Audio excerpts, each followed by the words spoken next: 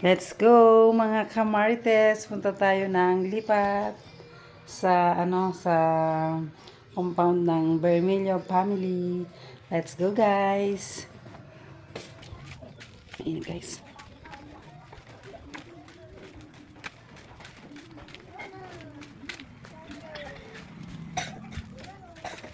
Mainit na.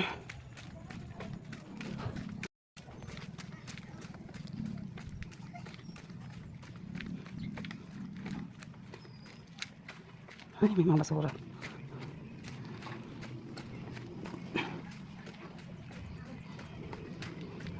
Papawis muna tayo. Alas 9 na ng umaga guys. Lakad-lakad lang tayo.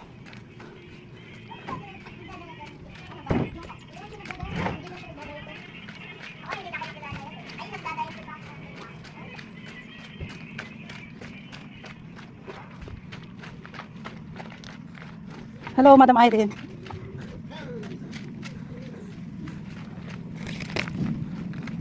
Malayo po yung bahay natin kila nanay.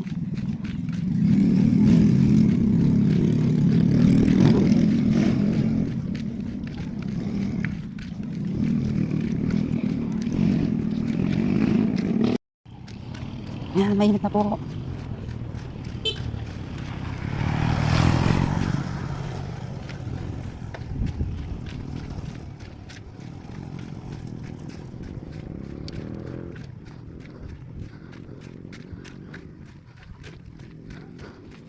Hello guys, andito na tayo sa may likuran ng bahay ng kapatid ko.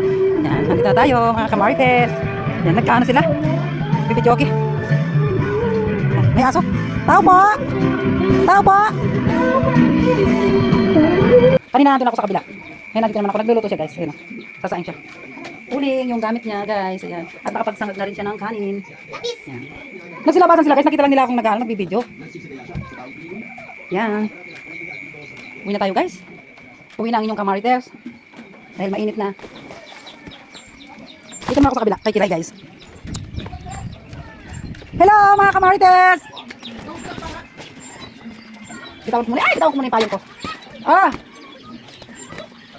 Dito tayo guys sa pamangkin kong si Kiray. Sa akin naman nakaano. Ayaw nila magpa-video guys. Sarap ng ulam nila. Ayan sila guys. So, ang sweet na mag-asawa oh. Yan, si Kiray. Ang cute ng bahay nila guys oh. Sarap ng ulam nila. Bango. Ito yung kwarto nila. Ang cute din oh. Bakit? Ito. Doon naman tayo sa kabila guys. Tinatawag nila kung ano, kakain daw. Magkikain tayo. Yan. Mga kapatid ko sila lahat dito. Isang compound. Ito yung payong ko guys. Ibinababa ko yung masasabit sa ano. Yan, tarik tayo dito guys. Yung kanina. Sarado natin yung payong natin. Hello, magkikikain ako. Ayan sila guys. Yan, kain tayo mga kamarites. Yung kadarating mo lang tapos magkikikain ka na. Yan. Bye-bye muna. Kain muna kami. Bye. Kumakain na naman si kamarites nyo. Sarap po yung ano nila ulan nila. Kain po tayo bago tayo uwi.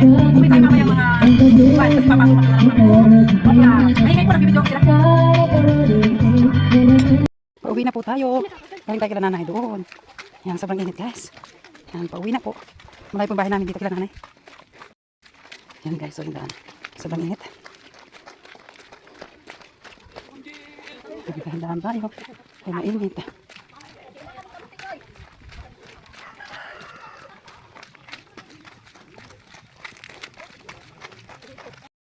Ayan guys, dahil kadarating lang natin galing sa lipat. Sobrang init po.